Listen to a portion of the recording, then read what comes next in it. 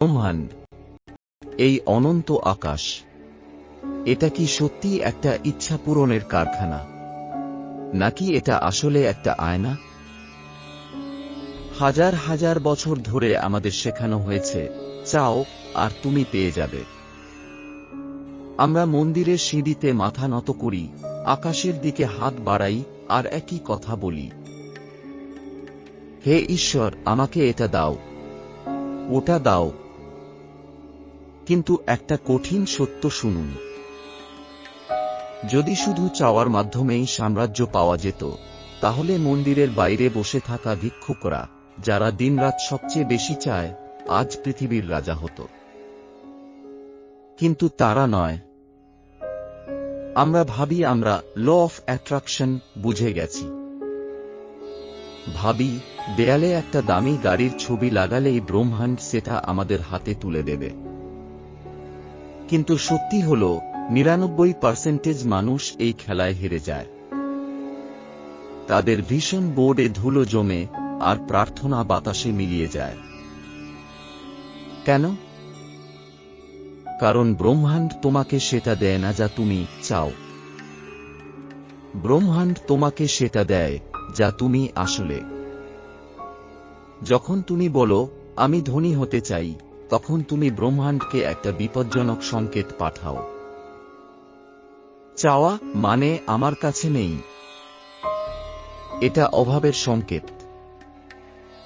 আর এই ব্রহ্মাণ্ড, যা এক বিশাল প্রতিফলন যন্ত্রের মতো, সেই অভাবকেই আরো বাড়িয়ে তোমার কাছে ফিরিয়ে দেয়। তুমি যত বেশি চাইবে, তত বেশি নিজেকে দরিদ্র মনে হবে। তাহলে পথ কি? হাজার বছর আগে, কোয়ান্টাম ফিজিক্স আসারও বহু আগে, ভারতের ঋষিরা এই ব্রহ্মাণ্ডের কোড বুঝে ফেলেছিলেন। তারা একে ম্যানিফেস্টেশন বলেননি, তারা একে বলেছিলেন সংকল্প। সংকল্প কোনো সাধারণ ইচ্ছা নয়। এটা হয়তো একদিন হবে ধরনের আশা নয়। সংকল্প হল চেতনার সেই অবস্থা, যেখানে আর কোনো বিকল্প থাকে না। এই সেই শক্তি, যা ৫ বছরের শিশু ধ্রুবের জন্য ঈশ্বরকে পৃথিবীতে নামিয়ে এনেছিল, যা ভীষ্ম পিতামহকে নিজের মৃত্যুর সময় নিজেই বেছে নেওয়ার ক্ষমতা দিয়েছিল। আজকের এই যাত্রায় আমরা ভেঙে দেব পশ্চিমা ল অফ অ্যাট্রাকশন এর উপরিভাগের মিথ্যা ধারণা। আমরা বুঝব সাইমেটিক্সের বিজ্ঞান, জানব সেই রহস্য যা নির্ধারণ করে তোমার প্রার্থনা সত্যিই শোনা হবে কিনা। তুমি কি প্রস্তুত চাওয়া থেকে সৃষ্টিকর্তা হয়ে উঠতে? তাহলে শুরু করা যাক। প্রথমে বিজ্ঞানকে বুঝতে হবে। তোমার শব্দ আর চিন্তা আসলে কি? ১৯৬০-এর দশকে সুইস বিজ্ঞানী হান্স জেনি একটি পরীক্ষা করেছিলেন। তিনি একে বলেছিলেন সাইমেটিক্স। তিনি ধাতুর প্লেটে বালি ছড়িয়ে বিভিন্ন কম্পাঙ্কের শব্দ চালালেন। আর যা ঘটল তা বিজ্ঞানকে স্তম্ভিত করে দিল। শব্দ বাজতেই সেই বালি নিজেকে জটিল জ্যামিতিক নকশায় সাজিয়ে ফেলল। কম্পাঙ্ক বদলাতেই নকশাও বদলে গেল।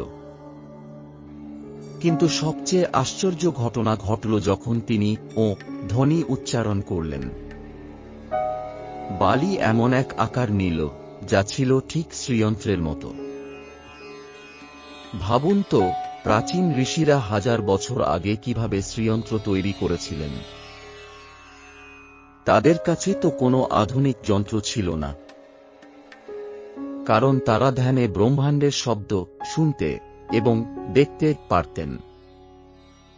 তারা জানতেন শব্দই আকৃতি। এখন এটা নিজের জীবনে প্রয়োগ করুন।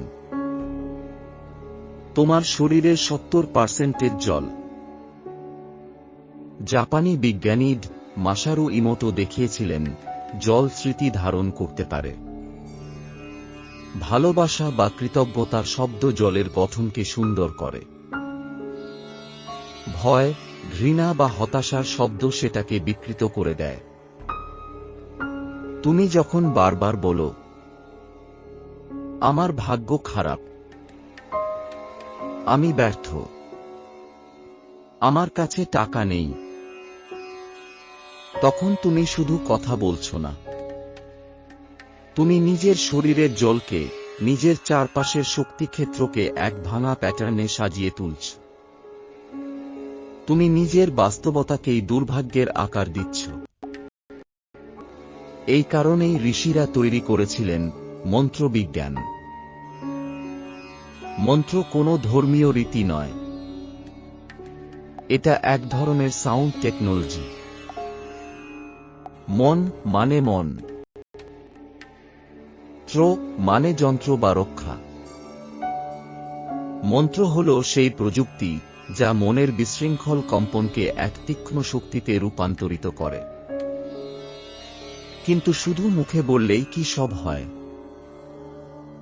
না, কারণ সমস্যাটা মন্ত্রে নয়, সমস্যাটা সেই স্তরে যেখান থেকে শব্দ বেরোচ্ছে। বেদ বলে বাক্যের 4টি স্তর আছে। বৈখরি, যা আমরা মুখে বলি;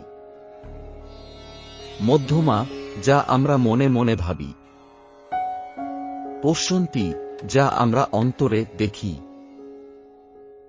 পরা, চেতনার গভীরতম স্তর, যেখানে শব্দও নেই। যখন মুখে বলছো আমি সফল হব, কিন্তু মনে ভাবছো আমি পারবো না, তখন সংকল্প ভেঙে যায়। এক সত্যিকারের সংকল্প তখনই জন্মায় যখন এই 4টি স্তর একসাথে এক রেখায় দাঁড়ায়। যা তুমি গভীরে অনুভব করো, সেটাই মনে দেখো, সেটাই ভাবো, আর সেটাই বলো। তখন তোমার শব্দ শুধু শব্দ থাকে না, তা হয়ে ওঠে ব্রহ্মবাক্য। ধ্রুবের গল্প মনে করুন। তাকে অপমান করা হয়েছিল। তার সৎমা বলেছিল, তোমার কোনো স্থান নেই। এক সাধারণ শিশু কাঁদত, কিন্তু ধ্রুব ভিক্ষা চায়নি। সে সংকল্প নিয়েছিল। সে বলেছিল, আমি এমন স্থান অর্জন করব যা কারো নেই। তার সেই অটল সংকল্প তাকে ধ্রুবতারা বানিয়ে দিল, যার চারপাশে পুরো আকাশ ঘোরে। এখানে এক গভীর শিক্ষা আছে। যে চায় সে পৃথিবীর পিছনে দৌড়ায়। যে সংকল্প নেয়, পৃথিবী তার চারপাশে ঘুরতে শুরু করে। ভীষ্ম পিতামহ একই সত্য প্রমাণ করেছিলেন। তীরে বিদ্ধ শরীর নিয়েও তিনি মৃত্যুকে থামিয়ে রেখেছিলেন, কারণ তার সংকল্প তখনও পূর্ণ হয়নি। এটাই সংকল্পের শক্তি। পরিস্থিতি নয়, চেতনা বাস্তবতাকে নিয়ন্ত্রণ করতে পারে। তাহলে কিভাবে সংকল্প নেবে? প্রথম, ব্রহ্ম মুহূর্তে, সূর্যোদয়ের আগে, যখন মন সবচেয়ে শান্ত। দ্বিতীয়, জল হাতে নিয়ে, কারণ জল স্মৃতি ধারণ করে। তৃতীয়, স্পষ্টভাবে বলো, আমি এটা চাই নয়, আমি এটা সম্পন্ন করব। আর সবচেয়ে গুরুত্বপূর্ণ, কোনো বিকল্প রেখো না। ধ্রুবের ফিরে যাওয়ার পথ ছিল না, ভীষ্মেরও না। সংকল্প মানে এটাই হবে। বন্ধুরা, জীবন কোনো লটারি নয়। এটা এক খালি কাগজ। আর সংকল্প হলো সেই কলম যেটা দিয়ে তুমি নিজের ভাগ্য লেখো। আজ এখনই একটা সংকল্প নাও। ছোট নয়, এমন কিছু যা তোমাকে ভয় দেখায়। হয়তো নিজের জীবন বদলানো, হয়তো নিজের দুর্বলতাকে হারানো, হয়তো এমন উচ্চতায় পৌঁছানো যা আজ অসম্ভব মনে হয়। পিঠ সোজা করো, চোখে আগুন আনো, আর বলো, আমি এটা করেই ছাড়ব। কারণ যখন তোমার সংকল্প সত্যের সাথে যুক্ত হয়, তখন ঈশ্বরও তোমার পথে বাধা হন না, তিনি তোমার সারথি হয়ে যান।